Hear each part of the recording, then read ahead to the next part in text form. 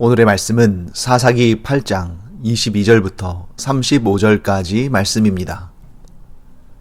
그때에 이스라엘 사람들이 기드온에게 이르되 당신이 우리를 미디안의 손에서 구원하셨으니 당신과 당신의 아들과 당신의 손자가 우리를 다스리소서 하는지라. 기드온이 그들에게 이르되 내가 너희를 다스리지 아니하겠고 나의 아들도 너희를 다스리지 아니할 것이요 여호와께서 너희를 다스리시리라 하니라. 기드온이 또 그들에게 이르되 내가 너희에게 요청할 일이 있으니 너희는 각기 탈취한 귀고리를 내게 줄지니라 하였으니 이는 그들이 이스마엘 사람들이므로 금 귀고리가 있었음이라. 무리가 대답하되 우리가 즐거이 드리리이다 하고 겉옷을 펴고 각기 탈취한 귀고리를 그 가운데에 던지니 기드온이 요청한 금 귀고리의 무게가 금 1700세겔이요 그 외에 또 초승달 장식들과 패물과 미디안 왕들이 입었던 자색 의복과 또 그 외에 그들의 낙타목에 둘렀던 사슬이 있었더라. 기드온이 그 금으로 에봇 하나를 만들어 자기의 성읍 오브라에 두었더니 온 이스라엘이 그것을 음란하게 위함으로 그것이 기드온과 그의 집에 올무가 되니라. 미디안이 이스라엘 자손 앞에 복종하여 다시는 그 머리를 들지 못하였으므로 기드온이 사는 40년 동안 그 땅이 평온하였더라. 요아스의 아들 여룻바알이 돌아가서 자기 집에 거주하였는데 기드온이 아내가 많으므로 그의 몸에서 낳은 아들이 70명이었고 세겜에 있는 그의 첩도 아들을 낳았으므로 그 이름을 아비멜렉이라 하였더라. 요아스의 아들 기드온이 나이가 많아 죽음에 아비에셀 사람의 오브라에 있는 그의 아버지 요아스의 묘실에 장사되었더라. 기드온이 이미 죽음에 이스라엘 자손이 돌아서서 바알들을 따라가 음행하였으며 또 바알브릿을 자기들의 신으로 삼고 이스라엘 자손이 주위의 모든 원수들의 손에서 자기들을 건져내신 여호와 자기들의 하나님을 기억하지 아니하며 또 여룻바알이라 하는 기드온이 이스라엘에 베푼 모든 은혜를 따라 그의 집을 후대하지도 아니하였더라. 오늘 본문에서 이스라엘 사람들은 기드온에게 이렇게 말합니다. 당신이 우리를 미디안의 손에서 구원하였으니 당신과 당신의 아들과 당신의 손자가 우리를 다스리소서. 자, 이 말을 간단하게 말하면 뭐겠습니까? 네, 우리의 왕이 되어 주십시오. 당신과 당신의 가문이 우리의 왕이 되면 우리가 당신과 당신의 가문을 섬기겠습니다 하고 말하는 것입니다. 사사는 세습되는 직분이 아닙니다. 그래서 사사가 죽은 다음에는 또 하나님께서 새로운 사사를 불러 세우시는 것이지 그 사사의 아들이 또 사사가 되고 또 그 사사의 또 손주들이 사사가 되는 것은 아닙니다.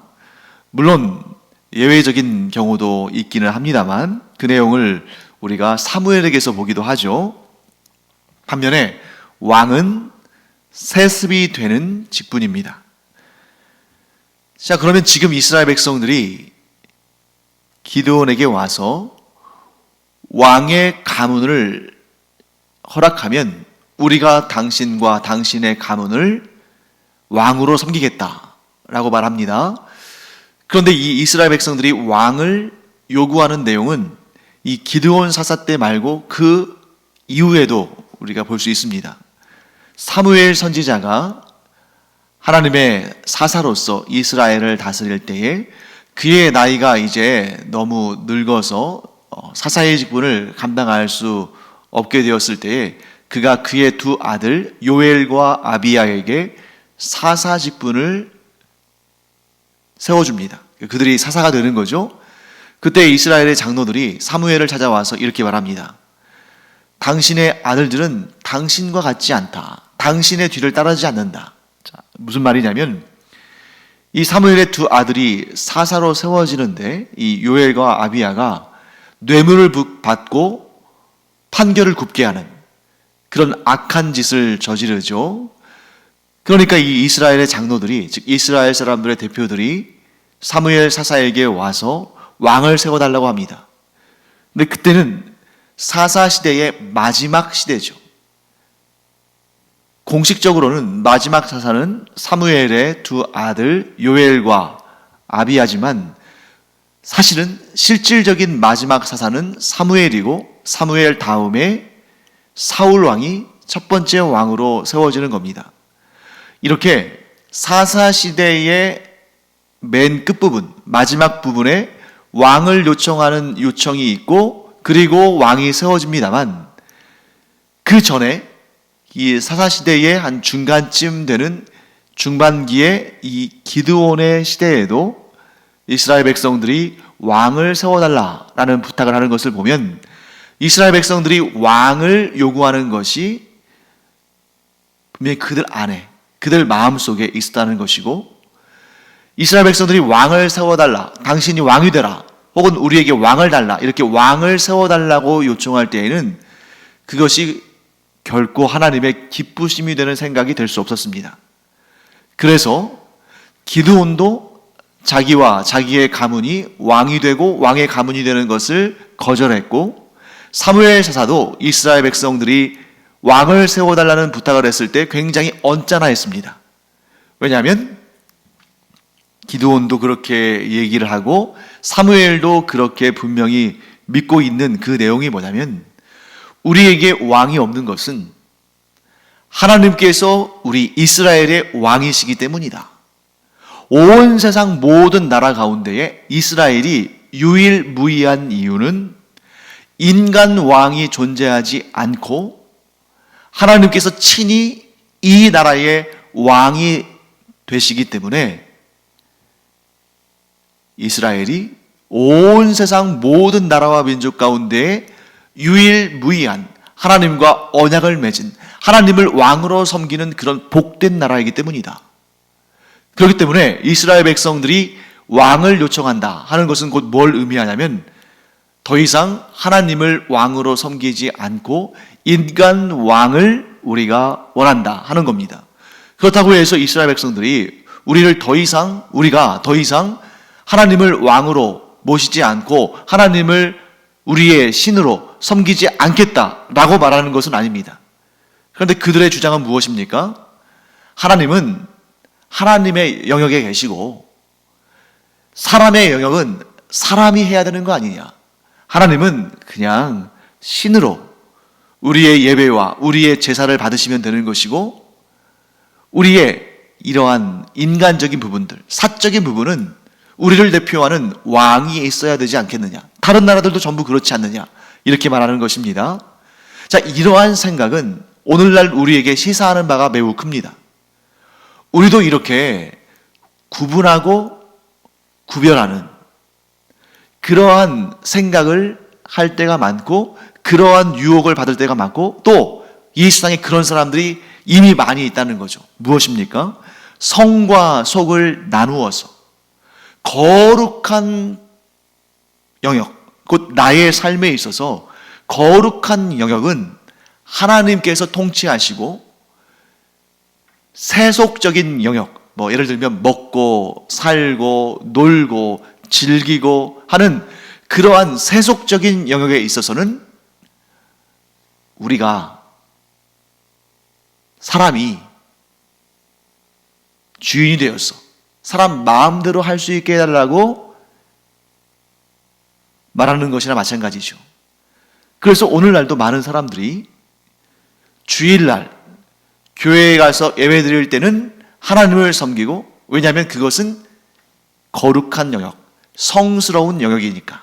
하지만 일상의 삶에서는 하나님은 노터치, 간섭하지 마시고 이 영역은 내가 내 마음대로, 왜?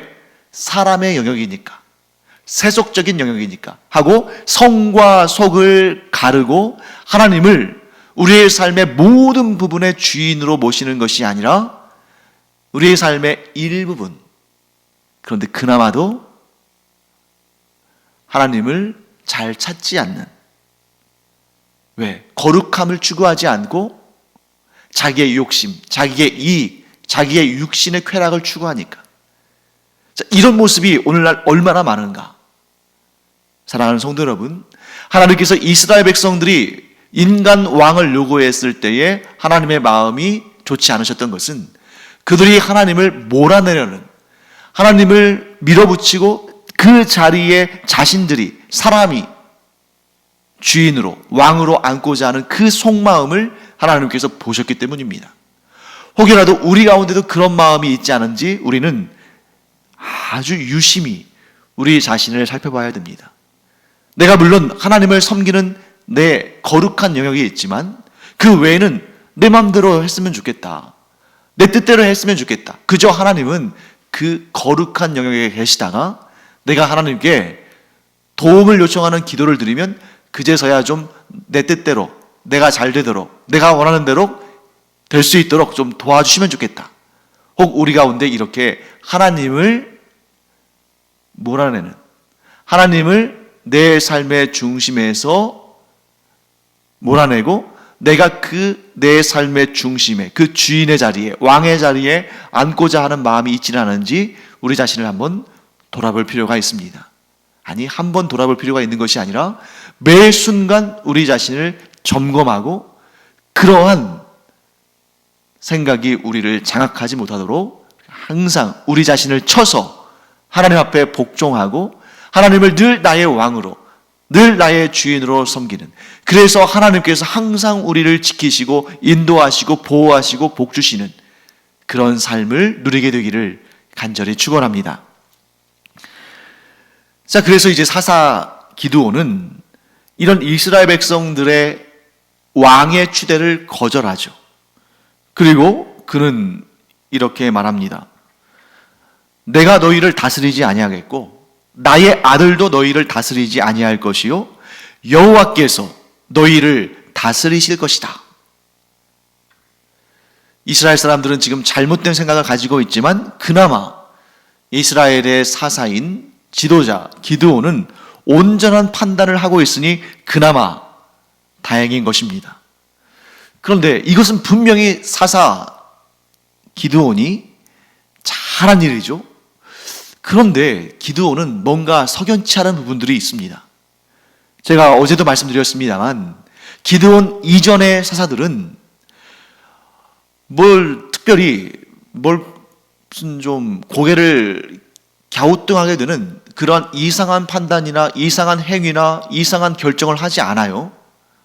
그들은 온전히 하나님만 섬겼고 온전히 하나님을 전했고 온전히 하나님께 붙들려 사용되어지는 종들이었습니다.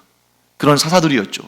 그런데 기드온부터는 좀 뭔가 이상한, 이게 마치 사사시대의 영적인 상태가 점점 악화되는 것처럼 사사들의 존재도 점점 뒤로 갈수록 뭔가 개운치 않은, 완전치 않은, 온전하지 않은, 불순물이 섞여 있는, 공과 과가 섞이는 그런 모습을 보게 됩니다. 여기에서 기드온이 또 잘한 일은 이스라엘 백성들이 왕으로 추대하려는 것을 거절하고 여호와 하나님만이 이 나라를 다스리신다 하는 그런 바른 판단을 한 것은 잘한 일인데 잘못한 일이 또 등장하죠. 24절 말씀 보면 좀 엉뚱한 이야기가 등장합니다. 기드온이 또 그들에게 이르되 내가 너희에게 요청할 일이 있으니 너희는 각기 탈취한 귀고리를 내게 줄지니라 하였으니 이는 그들이 이스마엘 사람들이므로 금 귀고리가 있었습니다. 여러분, 이 구절을 여러분들이 전후 관계를 좀 잘 판단하셔야지 오해하시면 안 됩니다. 여기에서 기드온이 그들에게 이르되 할 때 그들은 이스라엘 사람들이죠. 그런데 그 후반부에 그들이 이스마엘 사람들이므로, 그러니까 여기서 그들이라는 또 대명사가 나오잖아요. 그들이 이스마엘 사람들이므로.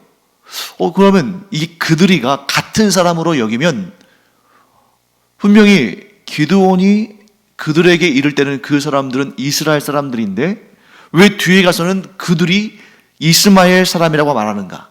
여러분, 대명사는 그렇기 때문에 전후 관계와 무엇을 지칭하는지를 아주 면밀하게 정확히 알아야 됩니다. 24절 말씀에 기드온이 또 그들에게 이르되 할 때 그 그들은 이스라엘 사람들이에요. 그 이스라엘 사람들에게 뭐라고 말하냐면 너희가 탈취한 귀고리를 나에게 달라 이렇게 말하는 것입니다. 그리고 뒤에 가서 이는 그들이 이스마엘 사람들이므로 했을 때 여기에서 그들이는 이스라엘 사람들을 말하는 것이 아니라 이스라엘 사람들이 전쟁에서 이겨서 그 금 패물, 즉 귀골이나 뭐 금 패물이나 이런 것들을 탈취한 그들은 이스마엘 사람들이다 하고 말하는 것입니다. 곧 이스라엘 사람들이 전쟁에서 승리함으로 이스마엘 사람들의 금과 뭐 패물들과 이런 전리품들을 탈취했다, 차지했다 이런 말입니다. 그런데 또 여기서 성경을 좀 꼼꼼히 읽으시는 분들은 이런 의문을 제시하겠죠. 분명히 이스라엘이 싸운 대상은 미디안 연합군, 곧 미디안 사람이거나 아말렉 사람이거나 동방의 유목민족들, 즉 동방 사람이거나 하는데 왜 갑작스럽게 한 번도 나오지 않은 용어, 한 번도 등장하지 않은 사람들, 이스마엘 사람들이 등장하는가? 네. 창세기를 볼 때도 마찬가지입니다. 창세기에서도 요셉의 형들이 요셉을 팔 때 그때 요셉을 노예로 산 사람들에 대해서 이제 언급이 되는데 미디안 사람들과 이스마엘 사람들이라는 표현이 이렇게 좀 섞여서 사용됩니다. 그러니까 여기에서 말하는 건 뭐냐면 유목민들이란 뜻이에요. 유목민들. 이 유목민들은 어떤 한 일정한 거주지가 없기 때문에 그들이 이리저리 떠돌아서 생활하는데 그 이스라엘을 공격했던 그 유목민들 가운데 가장 많은 수를 차지한 사람들은 미디안 사람들이었지만 거기에 이스마엘 사람들도 있고 아말렉 사람들도 있고 동방에 크고 작은 유목민족들이 섞여 있는 거죠. 그리고 미디안 사람들과 이스마엘 사람들은 좀 이렇게 혼용돼서 사용되는 그런 경우들이 많습니다. 실제로 미디안과 이스마엘 사람들은 혈통적으로도 좀 가까운 편이죠. 왜냐하면 이스마엘 사람들은 아브라함의 후첩이라고 할 수 있죠. 아브라함의 첩인 하갈의 소생이고 미디안은 아브라함이 사라가 죽은 다음에 그두라라는 아내를 또 얻은 다음에 거기에서 난 아들 거기에서 나온 그런 후손인 거죠. 그렇기 때문에 이들이 또 혈연적으로도 또 서로 연결되어 있습니다. 그래서 이 유목민들은 그 유목민들의 어떠한 표식들이 있는데 그 중에 하나가 바로 금으로 만든 귀고리를 달고 다니는 것입니다. 그것이 이제 자기의 부족이나 자기들의 어떠한 그 종족의 표시가 되는 거죠. 그러니까 사람들마다 금 귀고리를 가지고 있으니까 얼마나 이것이 탈취하기에 편한 전리품이겠습니까? 전쟁에서 수많은 그런 이스마엘 사람들이 죽었고 그때에 이스라엘 사람들은 지나다니면서 그들의 귀마다 걸려있는 금 귀고리를 탈취했습니다. 그래서 그것을 기드온이 달라고 하는 거예요. 그것도 참 이상하죠. 하나님께서 함께 하셔서 놀라운 승리의 역사를 거뒀으면 그것으로 감사하고 그것으로 또 이 전리품을 물론 고대 시대에는 전쟁이 끝난 다음에 전리품을 나누니까 그걸 이스라엘 백성들에게 골고루 나눠줬으면 될 텐데 왜 그것을 또 달라고 해서 또 이스라엘 사람들은 기드온에게 또 그걸 줍니다. 그렇게 해서 기드온이 이스라엘 백성들에게 얻은 금 귀고리의 양은 1700세겔이라고 본문은 기록하고 있습니다. 1700세겔이 어느 정도냐? 우리가 요즘에 사용하는 단위가 아니니까 그 양이 얼마나 드는지 우리가 알 수가 없잖아요. 이걸 환산해 보면 1700세겔을 자, 1세겔은 한 세겔은 약 11.4g입니다. 그러니까 1700세겔은 오늘날 단위로 19.38kg 정도 돼요. 19.38kg. 그러니까 대략 20kg쯤 되는 겁니다. 자, 기드온이 이스라엘 백성들에게 받은 금 귀고리. 곧 그 탈취물은 1700세겔이었는데 오늘날의 단위로 약 20kg쯤 된다 하는 겁니다. 그래서 제가 이제 이 설교 준비하면서 오늘 날짜의 금 시세를 한번 찾아봤어요. 평소에 금 시세를 볼 일도 없는데 이제 이 말씀을 전하기 위해서 한번 찾아봤습니다. 깜짝 놀랐습니다. 금이 오늘날 1g에 7만 원 정도 해요. 1g당 7만 원 전후합니다. 그러면 20kg이면 금이 20kg이면 얼마냐면 대략 오늘의 단위로 오늘의 가치로 14억 원어치 정도 되는 거예요. 14억 원. 그러니까 지금 기드온이 이스라엘 백성들로부터 받은 금이 어마어마한 거죠. 킬로그램으로 따지면 20kg. 오늘날의 가치로 따지면 14억 원. 이런 어마어마하게 많은 금을 받은 다음에 그걸 또 뭘 했냐면 그걸 가지고 에봇을 만들었습니다. 참 엉뚱한 일 아닙니까? 에봇을 만들었는데 사실 이 에봇이라는 것은 우리가 지난번에 출애굽기를 공부할 때 배웠습니다만 대제사장이 입고 하나님을 섬길 때 사용하는 옷입니다. 그리고 그 옷은 청색, 자색, 홍색 실과 가늘게 꼰 배실과 또 금을 얇게 펴서 만든 금실을 가지고 만드는 것이지 금 20kg을 가지고 만드는 것도 아니에요. 그런데 기드온은 왜 그랬을까? 하나님을 향한 경건의 마음이 가득 차서 그랬는지, 아니면 사탄의 시험을 받아서 그랬는지, 아니면 이스라엘 백성들이 왕으로 추대할 때 그것을 거절했지만 자기 자신이 왕 같은 정도의 어떤 권세가 있다고 생각해서 그랬는지, 아니면 자신이 하나님과 가장 가까운 사람이라고 그랬는지 그 금으로 에봇을 만듭니다. 그리고 그렇게 해서 만든 에봇을 자신이 사는 성읍인 오브라에 둡니다. 문제가 큰 거죠. 에봇은 오직 대제사장이 입고 하나님을 섬기는 데 사용해야 되고 또 아무런 재료나 가지고 만들어서는 안 되고 하나님께서 만들도록 하신 그 재료와 그 모양 그대로 만들어야 되고 또한 이때 이 사사시대에 하나님을 섬기는 성막은 실로라는 성읍에 있었는데 그래서 실로에 있는 성읍에 그 안에만 에봇을 보관할 수 있는데 기드온은 그 에봇을 스스로 만들어서 자기가 살고 있는 성읍 오브라에 두었습니다. 잘못된 것이죠. 그러니까 여기에서 어떤 문제가 또 생겨나냐면 사람들이 안 그래도 기드온을 따르는데 기드온이 금 20kg을 가지고 에봇을 만들었다고 하니까 그것을 또 사람들이 너무 선망하고 보고 싶어하고 만져보고 싶어하고 심지어 그것을 오늘 본문의 말씀을 따르면 가증이 위하는 곧 거룩하지 못한 방법으로 그것을 섬기는 그런 모습을 보게 된다는 것이죠. 그래서 기드온이 어떤 목적으로 그 에봇을 만들었는지 우리가 정확히 알 수 없지만 그 열매를 보면 아는 거죠. 기드온이 그 에봇을 만들었기 때문에 이스라엘 백성들이 우상을 섬기듯이 가증이 그 에봇을 섬김으로 말미암아 하나님 앞에 큰 죄를 짓게 만드는 그런 일이 벌어졌다는 것을 우리가 보게 됩니다. 자, 그럼에도 불구하고 기드온이 사는 40년 동안에는 그 땅이 평온했다고 성경은 기록하고 있습니다.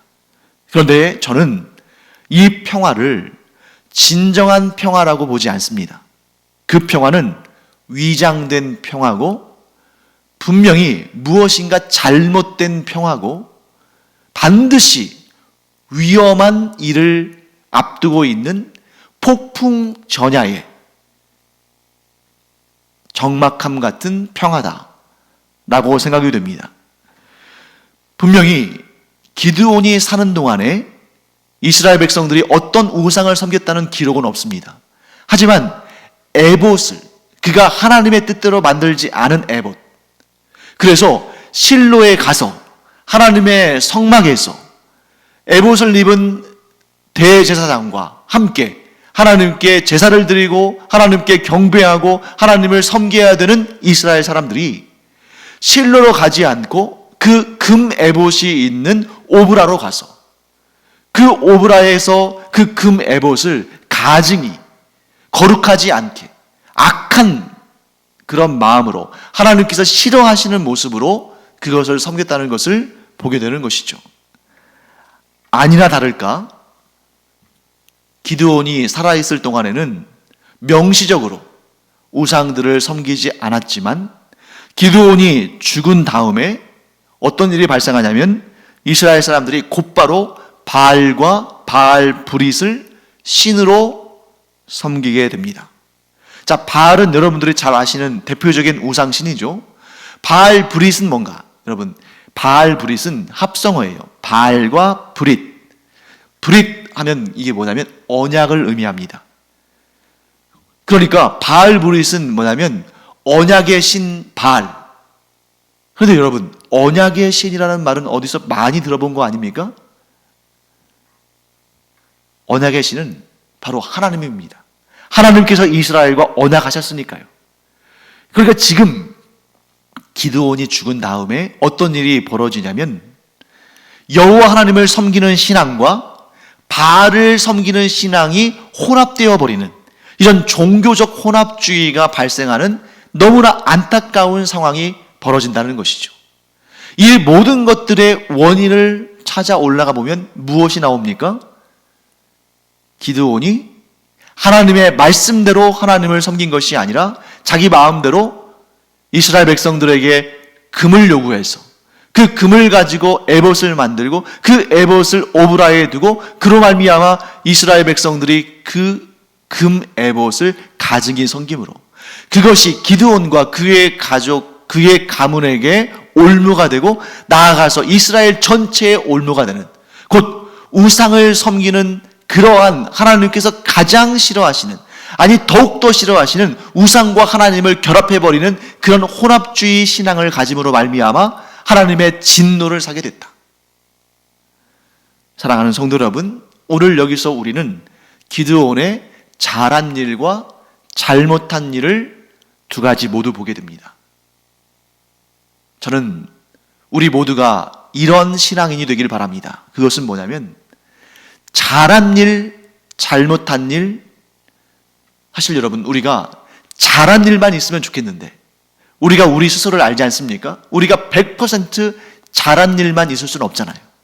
그런데 우리에게 잘못한 일이 있을 때 분명히 성령께서 우리에게 깨닫게 하실 텐데 그 성령의 음성에 귀를 기울이고 우리가 잘못한 일이 있다면 우리가 하나님 보시기에 악한 일이 있다면 우리에게 죄가 있다면 즉시 깨닫게 하시는 성령의 음성에 귀를 기울이고 돌이켜서 회개하고 우리의 신앙이 정결한 신앙, 혼합되지 않은 정직하고 올바른 신앙이 되어서 하나님만 섬김으로 말미암아 이렇게 후환을 남기지 않는 후대에 악한 일들이 이어지지 않도록 하는 그러한 온전한 신앙의 사람들 되기를 간절히 축원합니다. 그래서 우리 이렇게 꼭 다짐하기 바랍니다. 나는 사람이기 때문에 기드온처럼 잘한 일도 있고 잘못한 일도 있겠지만 하나님께서 나에게 분명히 하나님께서 나를 사랑하시기 때문에 내가 악한 길로 가거나 죄를 범하거나 잘못된 것을 생각할 때 분명히 성령님을 통해서 나에게 깨닫게 하실 텐데 그때 내가 영적으로 민감해서 어디에서 잘못된지를 분명히 깨닫고 돌이켜서 회개하고 하나님께로 돌아가며 하나님께서 원하시는 하나님께서 뜻하신 그 뜻 그대로의 정결한 신앙, 순수한 신앙, 올바른 신앙을 가짐으로 나뿐만 아니라 나의 후손 대대로 이 바른 신앙 위에 굳게 서서 하나님께 사랑받고 상받고 복받는 가문이 되리라. 이런 마음의 결심으로 우리가 하나님만 섬기고 올바른 신앙을 갖기를 간절히 축원합니다. 기도하겠습니다. 하나님 감사합니다. 오늘 기드온의 잘한 점과 잘못한 일들을 함께 살펴보았습니다. 하나님, 저희도 기드온처럼 연약한 사람들입니다. 하나님, 저희를 붙들어 주셔서 혹이라도 잘못하는 일들이 있다면 성령께서 깨닫게 하시고 저희는 성령의 음성에 민감하게 반응해서 즉시 돌이켜 하나님께서 기뻐하시는 참된 신앙의 모습으로 돌아갈 수 있도록 은혜 더하여 주시옵소서. 감사드리며 예수님의 이름으로 축복하며 기도합니다. 아멘. 기도하는 시간입니다. 방금 전에 우리 말씀 나눈 것처럼 하나님, 제가 항상 옳을 수는 없습니다. 저도 잘못하는 일들이 많습니다. 그러나 그런 일이 있을 때 즉각적으로 알려주시고 또한 제가 즉각적으로 반응해서 돌이키고 회개하고 하나님께서 기뻐하시는 참된 신앙 갖게 하여 주시옵소서. 기도하기 바랍니다. 기도하겠습니다.